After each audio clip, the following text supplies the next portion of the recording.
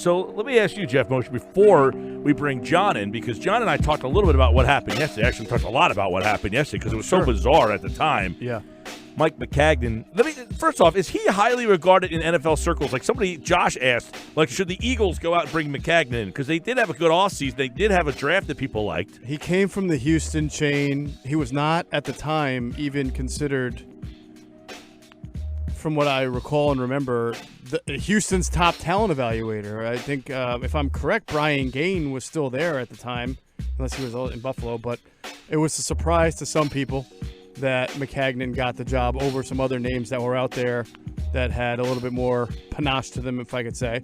As far as I know, people like dealing with Maccagnan. He was very candid. He was very honest. He was very personable with the Jets. He obviously has had mixed results in his first few years, but the odd thing about his firing, if you take the friction with the coach out of it, is that most people felt that the Jets had a very good offseason. They got Le'Veon Bell at a price that was way lower than people thought it was going to take to get Le'Veon Bell. They got C.J. Mosley. Good player. Yeah, they thought they had Barr, and he went back to Minnesota. Okay, that happens. But they added a receiver whose name is suddenly escaping me. I mean, they surrounded Sam Darnold with talent, and they had a good draft. They got a player that most people feel is the best overall player in the draft, Quinnen Williams, at third overall, instead of trading out or taking Ed Oliver. Everybody thought the Jets were going to be the Jets and do something wacky, and they didn't. They just stayed there and took the best overall player. So you had this feeling a week ago today that the Jets were headed in the right direction. And here they are with no GM. And they go back to being the Jets. Yep, and that leads us to where we are. And let's bring John McMullen in and talk a little bit more about what's next for everybody here, because the speculation, Jeff, as we kind of hinted at, is that Joe Douglas could be the next guy. John or Jeff, John, I'll start with you. Has anything advanced from today? Do we now know more? Because I have seen that it could be a Joe Douglas, Daniel Jeremiah conglomerate.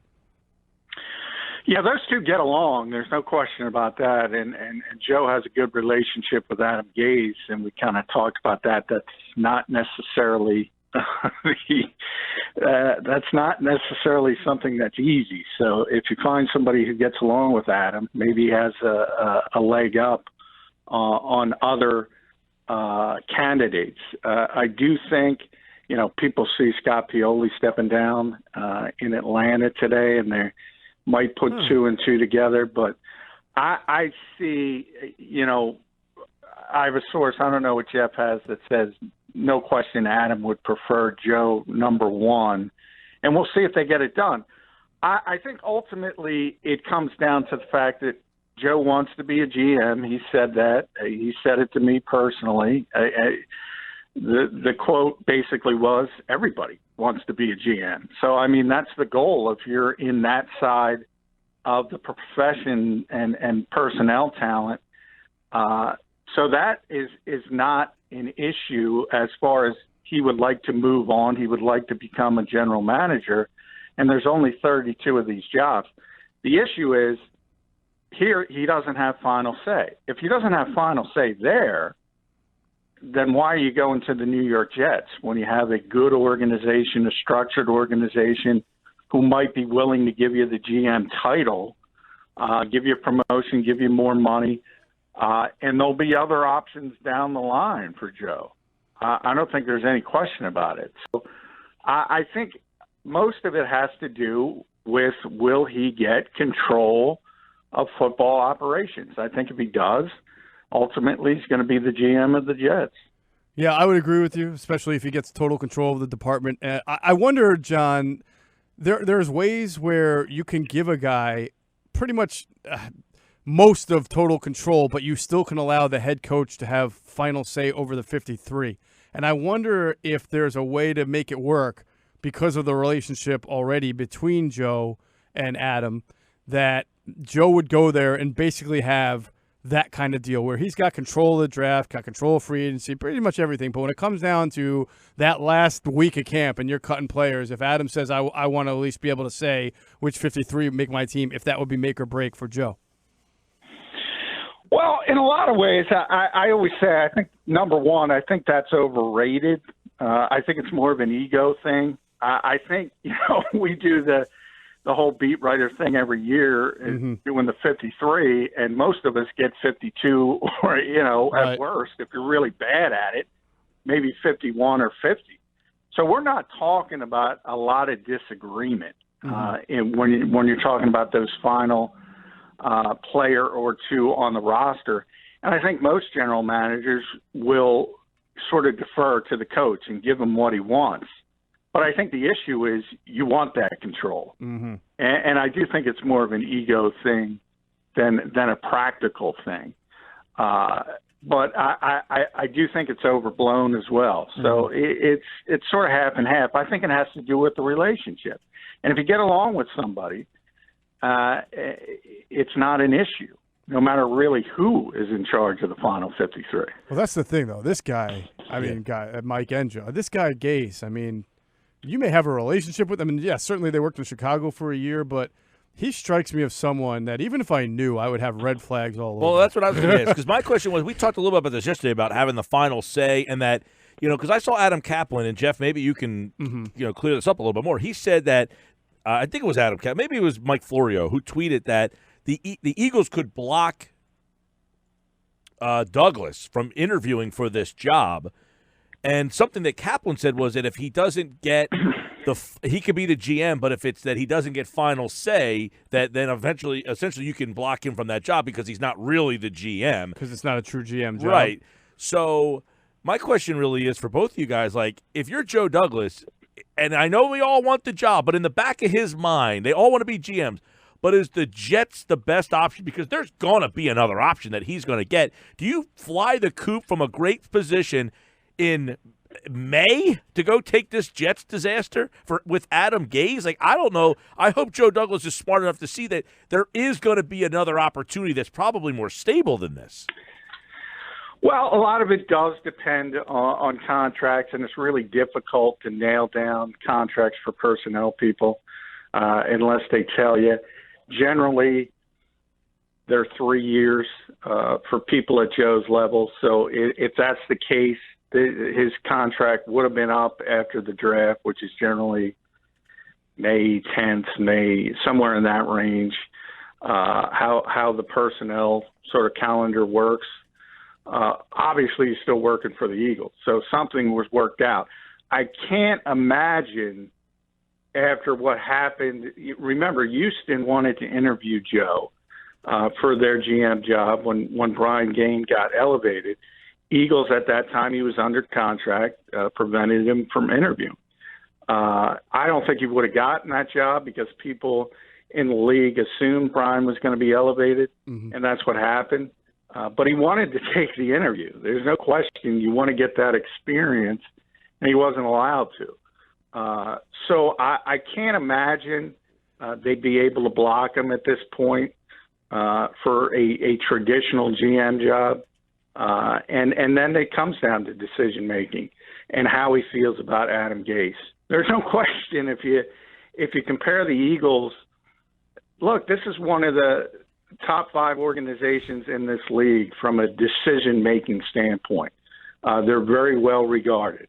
They really are.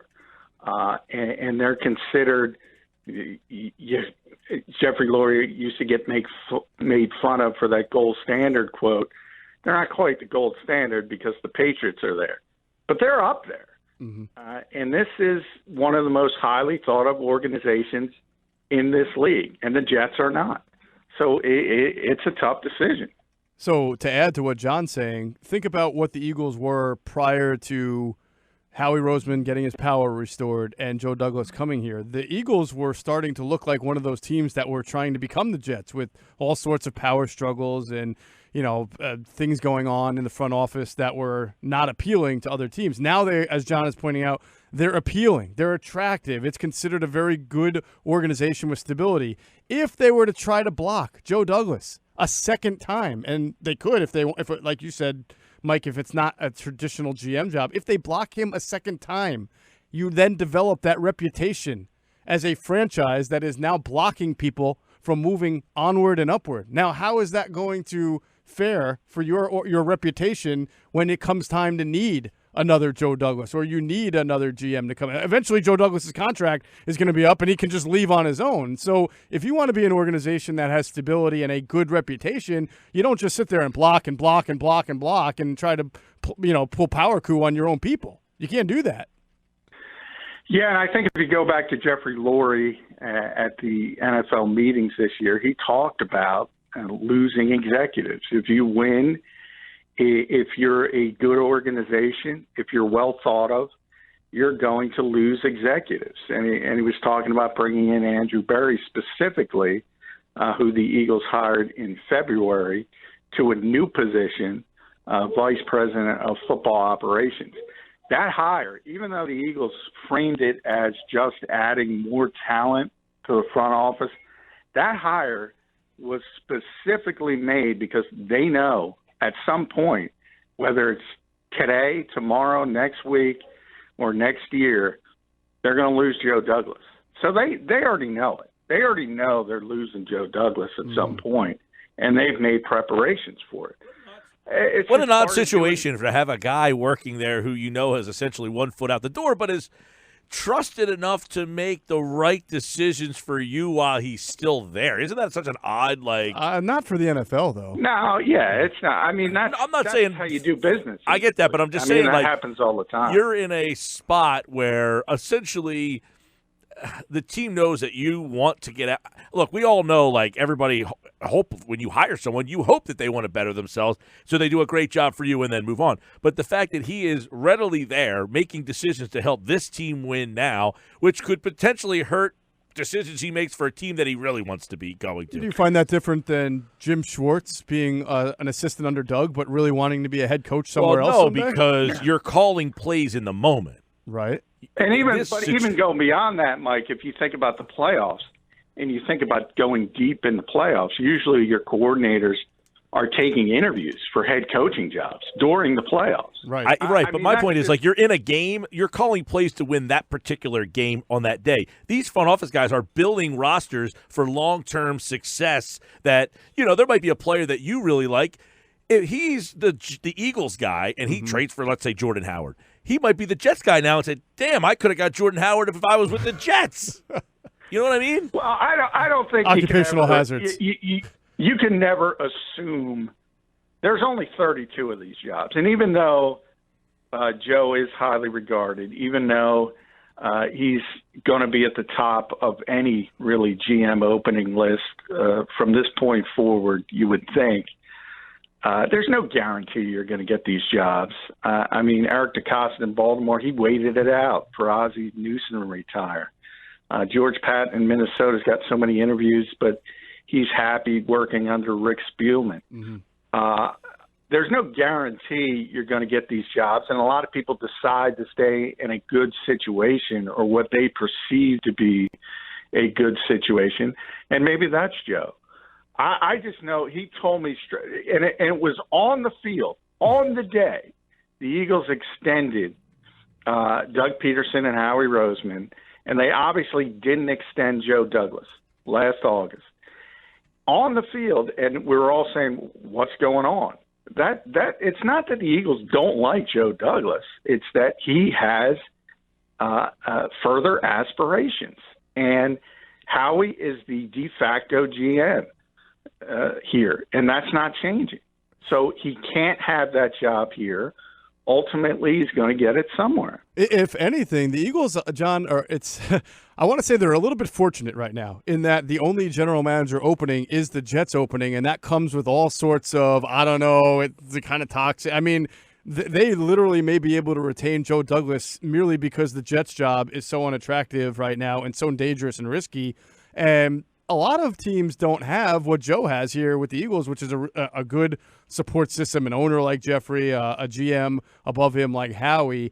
So to your point, Mike, you asked before, does he have to take this one? And it's true, these jobs don't come around that often, but I have been told by a couple of different sources around the league, and this goes back when people were telling me that the Jets might part ways with McCagnon, that there's another franchise that they thought would change at the top, not Atlanta, which Pioli stepped down today, a different organization that's got a lot more stability would make a change, and that Joe would also have his eyes on that job. Now, that may never open this offseason, but it could, or this season could be next offseason. So Joe, to me, is in a good position, Mike and John, where if he just doesn't get the good vibes coming out of a Jets interview, he's in a great situation here, and he knows that eventually there'll be something that does open at the GM level that he'll probably be considered for. You can't guarantee it, but probably. I would agree with that. I would agree with that, and that's really where his decision making will come down to. But I think Jeff brought up a good point earlier in the fact that we look at the Eagles now and we say this is a great organization. Well, a few scant years ago, it looked like a circus. It really did. It really looked like the big top was out when Jeffrey's given power to Chip Kelly. And a year later, he's taken it back, and Howie's in exile, and he's invited back over. It was the definition of a circus. And that's how quickly things can change if you put the right people in place. Mm-hmm. From a talent standpoint, I think the Jets did some nice things this offseason. I think they're more talented than people realize. I agree. So from that perspective, I don't think it's a bad job. I think it really does come down to the relationship and how close Joe is with Adam Gase, and if he believes that could be a viable working relationship. Yeah, do you see Adam wants him. Does he want Adam? I think that's the only question here. The tweet from Adam Schefter, by the way, that just came out. The AFC since 2000, the Bills have had 7 GMs and 10 head coaches. 7 GMs and 10 head coaches for the Dolphins. That includes Brian Flores and Adam Gase. The Jets this year have 6 GMs and 6 head coaches. The Patriots have 1 GM and 1 head coach. It shows that stability in that spot means a lot. The Eagles are trying to do that. They seemingly have found it. But it's one of the reasons why the Bills and the Jets and the Dolphins have been completely irrelevant in that division for 19 years. And think about the weird ancestral relationship that division has. It's like they keep tossing around. Rex Ryan is a Jet, then he's a Bill, and then Adam Gase is a Dolphin, and then he's a Jet, and then Brian Flores is a Patriot, and now he's a Dolphin. There have been so many interchangeable parts within an own division when 3 of the 4 teams have stunk basically for the last 3 or 4 years. It's like they're so myopic. They don't look out at the rest of the landscape. They just get comfortable with guys that they've competed against and figure, hey, we can do a better job than they did with the same guy who was lousy in a different spot. But we've seen his lousiness. And a lot of it is that, and that's one of the reasons the Patriots have been so successful for 2 decades, because the division is so bad. It becomes a little easier when you have 6 games and you're probably going to start the season with 5 wins every year. But, I go back to what Jeffrey said. You're good, you lose executives. You're good, you lose coaches. That's just the way it works. And look at the Patriots. And it's not only coaches all over the league. Most of them fail because they're not Bill Belichick, but executives. Tennessee, everybody says, Patriots South. Mid-South with Tennessee, Patriots South with Miami. You got Patricia and Quinn in Detroit. It's all over. It's pervasive. So it's not like the Eagles weren't expecting this, as I said. This is how this league works. If you're successful, you're going to lose guys, and I just don't see any way around it. To me, the only question remaining is when. Is it now for the Jets job, or is it after the season for whatever job opens? But I think we've seen the last draft with Joe Douglas in Philadelphia. And I think the better, more pertinent question is, what are the Eagles without Joe Douglas? And really, now it's just without brought up the last draft without Joe Douglas. Uh-huh. Would you say that the Joe Douglas era, the Eagles have had good drafts? I'm actually writing for this on my Patreon. It's very, very difficult because he came here after. He only got 5 picks. He came here after the 2016 draft, so he did not draft Carson Wentz, right? He was hired after, so he only has 2017, 2018, and you can't really make any declaration on 2019 because none of those guys have played yet. So all you literally have, and some of the guys that he's brought in, your Sidney Jones, or drafted, I should say, Sidney Jones, Derek Barnett, they've been hurt. So it's hard to even – I don't know what Sidney Jones could wind up being the best cornerback and one of a top 5 player on this team coming up this year if he's just anything close to what he's supposed to be, and we would all say it's a great pick. Right now it looks like a crappy pick. You know, same thing. Derek Barnett looked good after his freshman kind of year he's going to have. Yeah, I kind of rate, and especially early, because Jeff's right. Obviously, you have no idea, for instance, how this draft is going to work out. And the fact that for 2 consecutive years, Joe's essentially only had 5 picks. And remember, Howie's in charge at the end of the day. Mm-hmm. But while I say that, and this is how I kind of grade every team, not just the Eagles, it's about, do the decisions you make sense? And the Eagles make a lot of sense. They really do. Mm-hmm. You can almost – it's very rare you can look at other teams in this league and say, okay, I know exactly what they're doing. You might not agree with it. There are things I don't agree with all the time. But everything makes sense. Mm-hmm. And Joe's a big part of that. And that's why Joe's so highly regarded around the league. You know, a lot of their free agent signings, I think that's what you really lock into. They have done so well in free agency over the last 2 years. And I don't just mean in getting the big name, but finding the right guys for the right roles. Now, Howie's job is more doing it at the right price, and he's been excellent at it. But when you bring in Chris Long and he excels in the scheme, when you bring in LeGarrette Blount, who does well here, then goes on to Detroit, doesn't do so well, you bring in all of these guys, you know, veterans on one-year deals, Patrick Robinson, they've all played very well. Now, a lot of that is coaching also, but you can't – it's amazing how successful they have been in the last 2 or 3 years with free agent acquisitions compared to the 10 years before that. Yeah, and I'll even say, you know, most of this league is shut down in what Howie calls talent. What does he say? Talent gathering season, whatever term he used. Mm-hmm. You know, the Eagles are bringing in Zach Brown and even a Cody Kessler, a Blake Countess. You know, these are not star players. But when I talk about making sense, they needed a linebacker. They needed a 2-down linebacker. They needed a veteran guy in case Nate Sudfeld didn't take the step they wanted in training camp at the quarterback position. They got a guy who started 14 games in this league or whatever. They needed a force safety who can play special teams and maybe can even be your kickoff returner. And all of a sudden Blake Countess is available. They always make sense. And that's what I think is the most impressive part of it all. And that's why I think Joe's going to get a GM job, because he makes a lot of moves that make a lot of sense. We'll keep an eye on that and see what's next for Joe Douglas. And, of course, the Eagles, if they lose him, as John talked about, Jeff talked about, they have taken steps in the past. It kind of got swept under the rug a little bit in case he leaves, that those guys would be elevated. But Joe Douglas, a big part of why the Eagles have been a consistent Super Bowl contender like we think they are this year. Football at 4 rolls on tomorrow at JF McMullen.